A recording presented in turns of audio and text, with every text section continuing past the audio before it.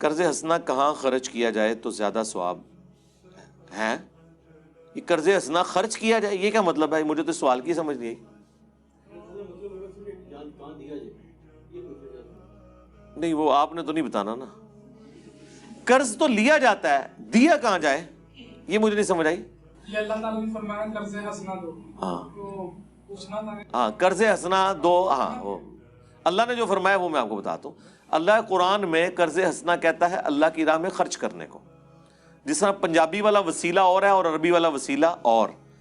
اللہ جو قرض حسنہ کی بات کرتا ہے یہ اللہ تعالیٰ کی قدردانی ہے انسانیت کے لیے، کہ اللہ فرماتا ہے کہ جو تم میری راہ میں خرچ کرو گے نا، میں سمجھ رہا ہوں کہ تم مجھے قرض دے رہے ہو اور وہ قرض میں قیامت کے دن تمہیں لوٹاؤں گا۔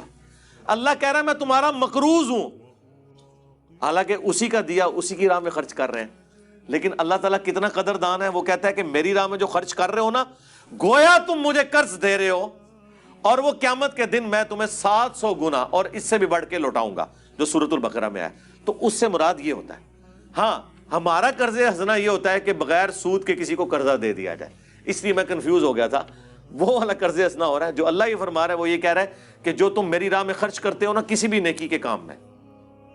تو قرض حسنہ تو میں نے کئی بار بتایا، اللہ کی راہ میں جو خرچ کرنا ہے سب سے بہترین مصرف یہ ہے کہ کسی غریب بچے کی تعلیم کا خرچہ اٹھائیں۔ پاکستان میں پاورٹی سرکل سے، غربت کے دائرے سے کسی خاندان کو نکالنے کے لیے واحد ذریعہ یہ ہے کہ اس کا کوئی بچہ زیادہ پڑھ لکھ جائے۔ ہم بھی ایک لوور مڈل کلاس سے اوپر آئے ہیں اپنی تعلیم کی برکت سے۔ آج میں جو لائف انجوائے کر رہا ہوں، میرے ماں باپ اور ان کے ماں باپ نے تصور بھی نہیں کیا اس لائف کا، اور فیکٹر صرف ایک ہے، تعلیم۔ آپ بھی اپنے ارد گرد دیکھیں گے کہ تعلیم کی برکت سے یا تو بندہ ڈاکہ مار لے، یا پولیٹیشین بن جائے، یا کسی یعنی نامعلوم جو تنظیم ہے اس کا وہ بن جائے، ایجنٹ بن جائے، تو تب وہ امیر ہو سکتا ہے۔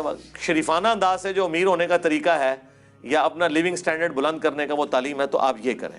اس کے علاوہ مسجد میں مصرف اچھا ہے خرچ کرنے کا، بشرطے کہ مسجد کے ریسورسز پہ آپ خرچ کریں، مثلا بجلی کے بل کے اوپر، اور اسی طریقے سے اس کی بیسک نیڈز پوری کرنے کے لیے، تو یہ اچھا مصرف ہے۔